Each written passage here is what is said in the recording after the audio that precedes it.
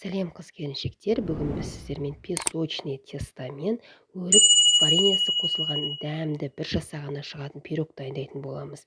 Ең алдымен ыдысымызға ұн және ванильный сахар разрыхлителімізді саламыз. Сонымен қатар бұл пирогтың ең басты фишкасы сары майымыздың мұздай болуы. Соны жақсылап теркадан өткіземіз, ары-бері ұнға былғап. Сосын сары майымыз еріп кетпей жатып, оны жақсылап біркелкі қамыр етіп араластырып аламыз.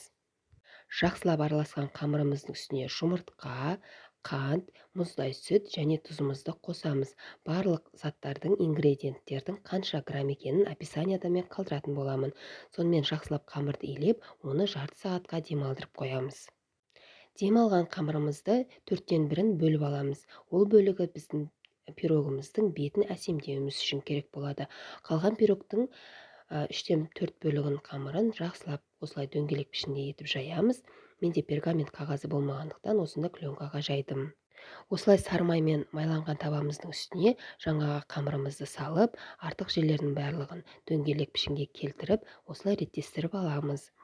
Реттелген қамырымыздың үстіне енді ориентир алуымыз үшін біз крышка қоямыз. Жан-жағынан 1,5 сантиметрдей қалуы керек.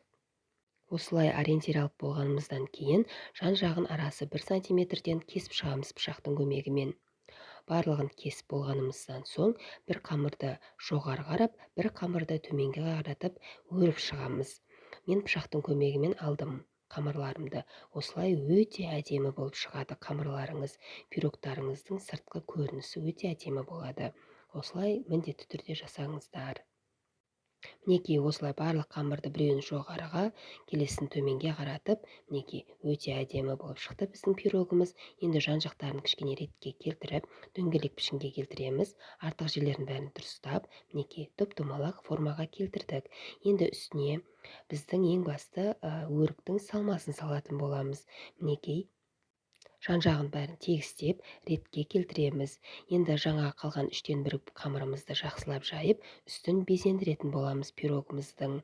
Жақсылап осы қалыңдығы 1 сантиметрдей қылып жайып, арасын 1 сантиметрден осылай кесіп шығатын боламыз. Мінекей кесілген қамырларымыздың үстіне, пирогымыздың үстіне сәндеп қоямыз. Артық жерлерін осылай қолымызбен кесіп алып тастаймыз. Арасын кішкене ашып, арасындағы өрік вареньеміз көрінісінде кішкене ашып, міне осылай сәндейміз. Енді сіздерге тағы бір лайфхак туралы айтып кетейін. Егер сіздің вареньеңіз өте сұйық болатын болса, оны блендерден печенье немесе сухофруктылармен араластырсаңыз, дәмі де әрі ерекше бола түседі. Сонымен қатар сіздің вареньеңіз қоюлана түсетін болады. Осылай барлығын реттестіріп, біркелкі қылып, пирогымызды әдемілеп сәндеп шығамыз. Мінекей сәндеп шығамыз, және де қызып тұрған духовкада 180 градуста 30-35 минутта пісіріп аламыз. Біздің пирогымыздың төбесі жылтырап, әдемі көрінуі үшін жұмыртқаның барлығын емес, тек сарысын, соған 1 қасық мұздай сүт араластырып жақсаңыз, өте сап-сары, әдемі және жылтырап шығатын болады. Мінекей артық қамырларын барын осылай үстінен әдемілеп безендіріп қойып қойсаңыздар болады. Мінекей мен жақсылап араластырып, жан-жағын бәрін безендіріп қойып жатырмын. Енді реттестіріп, мінекей сонымен үстіне жаңағы жұмыртқаның сарысы және де мұздай сүт араласқан смазкамызды жағып шығамыз. Барлығына біркелкі қылып, арасына тиетіндей қылып жағамыз. Асықпай жағамыз, қыздар. Мінекей сап-сары өте әдемі болып піседі. Қызып тұрған духовкаға салдым. Мінекей пісіп шықты менің пирогым. Иісі енді керемет, дәмі вообще супер. Мінекей ортасы деген әдемі болып пісіп шықты, қыздар.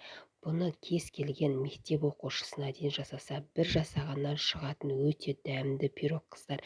Міндетті түрде жасап, комментарияға жазып кетеміз.